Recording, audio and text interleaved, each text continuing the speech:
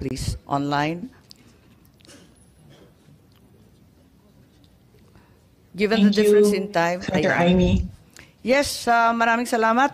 At kung pwedeng ipaliwanag lamang ng ating Vice Presidente kung bakit sinasabi ninyo na kidnapping or extraordinary rendition ang sinasabi. At gusto rin natin malaman yung tungkol sa warrant. Kayo na lang ang mag-umpisa. Salamat.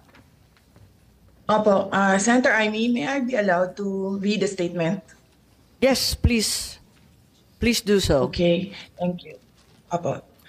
Mga kababayan, on March 11, 2025, former President Rodrigo Roa Duterte was forcibly taken by the Philippine National Police upon his arrival at the Ninoy Aquino International Airport.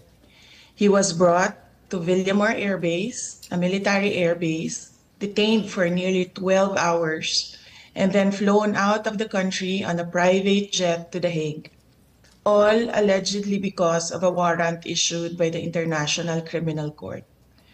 This was patently an illegal arrest. This constitutes extraordinary rendition. A Filipino citizen, a former president, was taken into custody without a valid warrant issued by a Philippine court, without due process, and without any legal basis under our laws. The Constitution is clear. Section 2, Article 3 of our Constitution explicitly states, the right of the people to be secure in their persons, houses, papers, and effects against unreasonable searches and seizures of whatever nature or for any purpose shall be inviolable, and no search warrant or warrant of arrest shall issue except upon probable cause to be determined personally by the judge after examination under oath or affirmation of the complainant and the witnesses he may produce, and particularly describing the place to be searched and the persons or things to be seized. This means that for an arrest to be lawful, it must be carried out pursuant to a warrant issued by a Filipino judge of a Philippine court. Nasaan po ang warrant of arrest na inisyu ng hukuman ng Pilipinas? Wala. Without a valid warrant from a Philippine court, this was at best a warrantless arrest. Under the rules of court, warrantless arrests are only permitted in 3 instances: in flagrante delicto, hot pursuit, and escaped prisoner.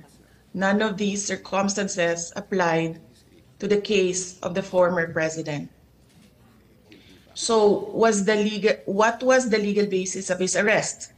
The authorities acted solely on an ICC warrant, a document that has no legal effect in the Philippines unless reviewed and validated by a Philippine court.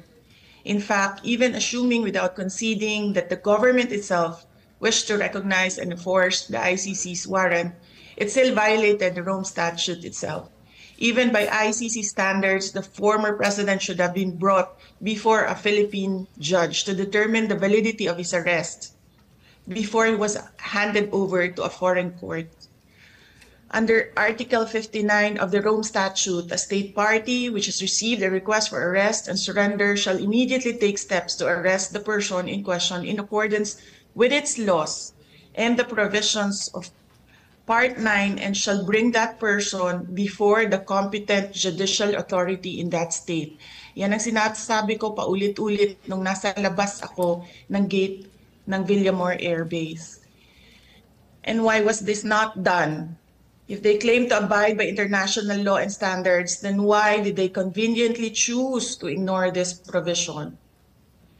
The fact remains that we are no longer a state party to the Rome Statute. We are no longer a member of the ICC. In fact, in a letter dated December 15, 2023, the President himself wrote to me, with respect to your concerns, legal or otherwise, on the investigation to be conducted by the International Criminal Court into the previous administration's war on drugs, I remain steadfast in my resolve that the jurisdiction of the ICC over the Republic of the Philippines after the effectivity of its withdrawal therefrom is very much in question. To this end, this government will not assist the ICC in any way, shape, or form. So if the government itself has declared non-cooperation with the ICC, why did the PNP violate this very policy and enforce a foreign warrant? Even granting for the sake of argument that we have some duty to cooperate with either the ICC or Interpol, does that duty override the fundamental rights of every Filipino enshrined in our Constitution? What happened on March 11, 2025 is not just about one man. It is about all of us. It is about the country. If a former president can be taken without due process, what stops them from doing the same to any other Filipino? Therefore, we must dare to ask more questions. Under whose authority did the PNP act? Why did they enforce a foreign warrant without the Philippine court order? Why didn't they at least bring PRRD before a judge as required by the Rome Statute itself? Even more disturbing is the silence of the armed forces of the Philippines.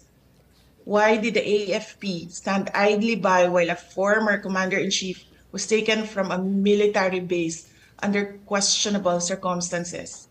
How could they allow a foreign tribunal to override on our constitutional guarantees? We have now lost a former president. I pray that we do not lose the country next.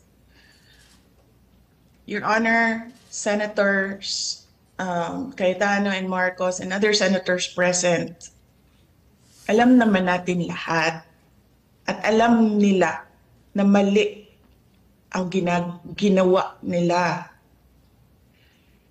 Ginawa nila yon just to demolish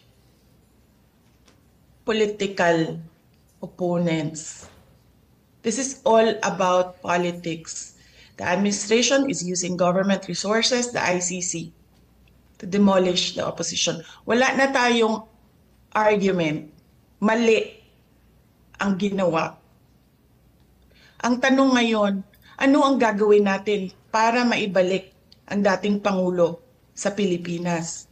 Kasi nag-iisa ako ngayon dito na gumagawa ng paraan para maibalik ang ating dating Pangulo sa ating bayan.